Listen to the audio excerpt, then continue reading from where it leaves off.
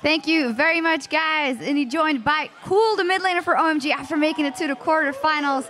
Talk me through what was a key element to taking down LMQ for you in this match. 你觉得你们战胜 LMQ 最主要的因素是什么？应该就是我没有选亚索了。It's because I didn't choose Yasuo. Well, you guys absolutely did it here, and you're going to the quarterfinals. You're going to be playing or C9 or Najin White's Shield. Which team has your preference and why? 你们现在已经进入了8进4，后面你们会要么是打 C9，要么是打 Najin 白盾。你觉得你们更希望打哪一支队伍？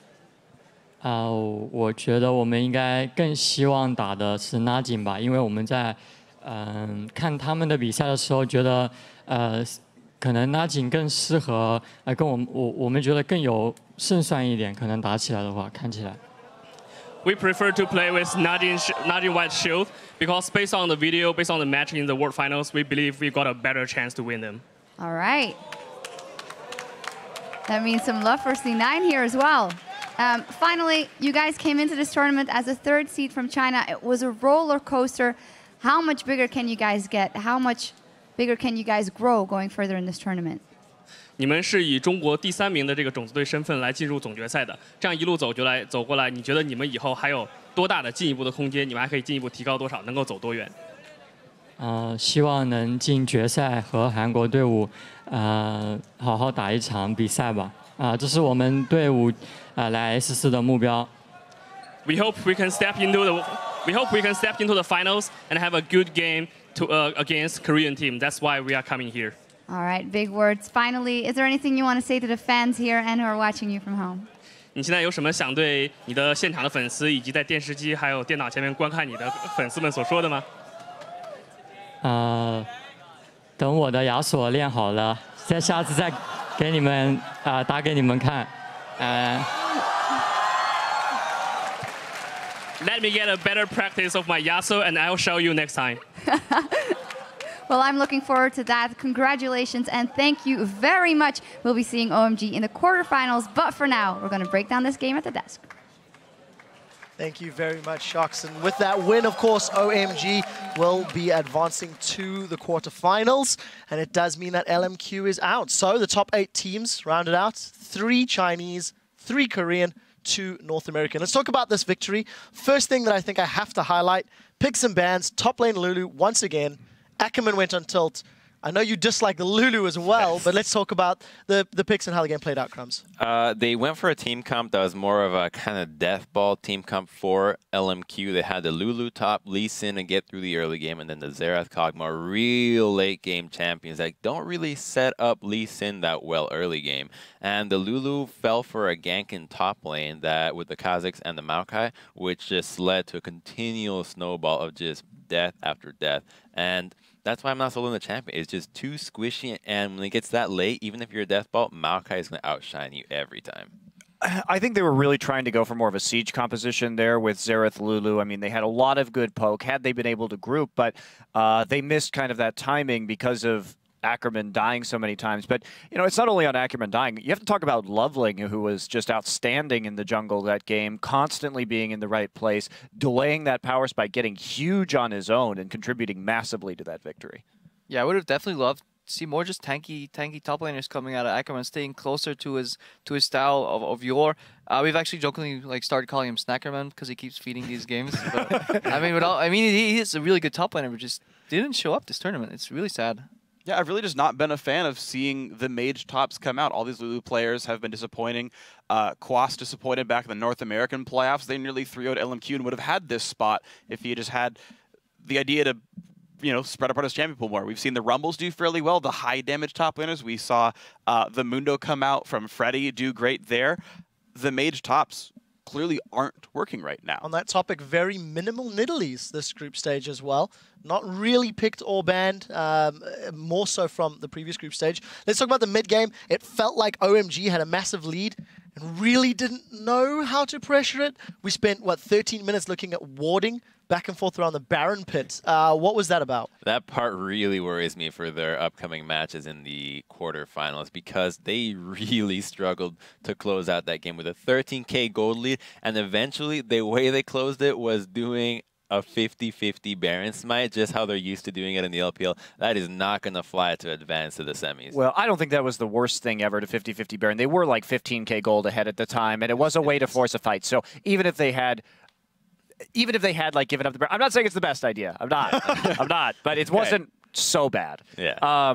And I mean, Crepo was yelling during the desk about their side wave control. They literally made the game really easy for entry-level people that are new to League of Legends, because the game was only played on 2 lanes anymore. They just completely ignored that side lane on the 3rd lane, and they just kept going back and forth, and then they ignored top lane stacking. So they build up vision control, and then like, oh, look, that wave's really big. Let's deal with that. And they lost vision control again, back and forth, back and forth. And then it's like, okay, well, screw this. We'll just try Baron, see who gets it, and we'll play on from there. And why this is so worrisome is, let's just compare this to the last game that we saw with Shield and Cloud9, who are both very good at manipulating sideways. Higher RPM. And higher rotations per minute, RPM, the best statistic in League of Legends.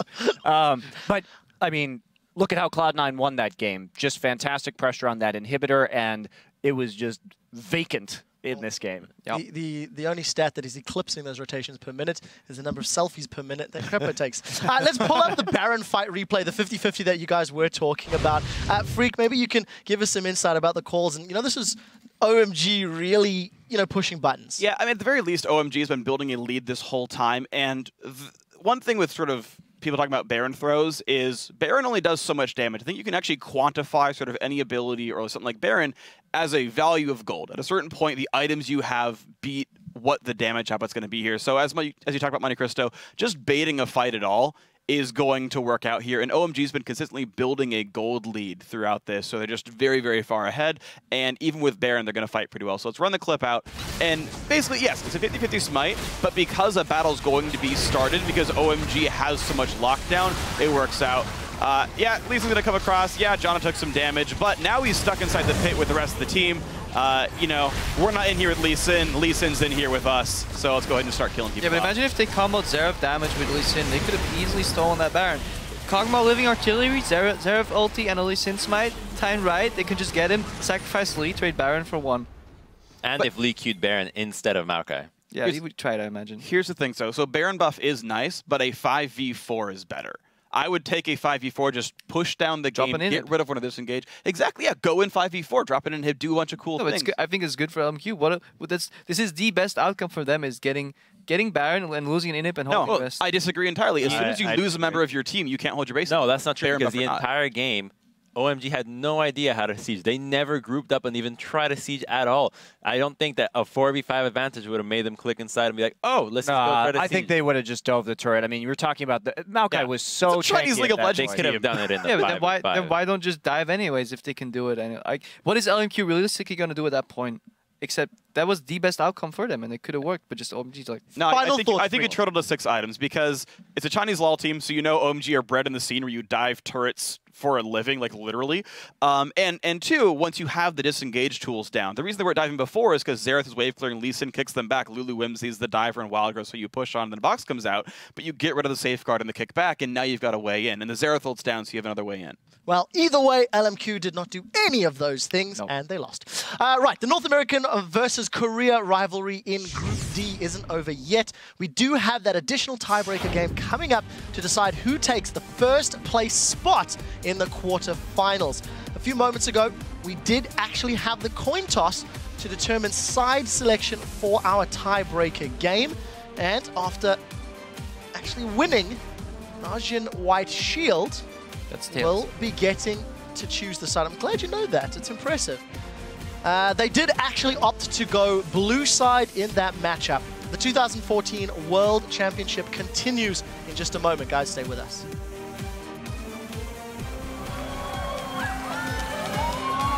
Here's the rest of the team collapsing in. More goes down. Ackerman has to flash away. Dada under the turret here. He's actually going to fall as No Name comes around. Dada actually taking a big blast. Where is the Baron going? He goes over to OMG. No Name tried to get in. He got out, but Lovely chases him. Vasily is there. The Cullen's shredding him down. That gives a reset. Flashing, still going. Going for Xiao Wei Xiao. There's a shockwave to finish him off. Wild does nothing. More will fall. They go into Ackerman. He's going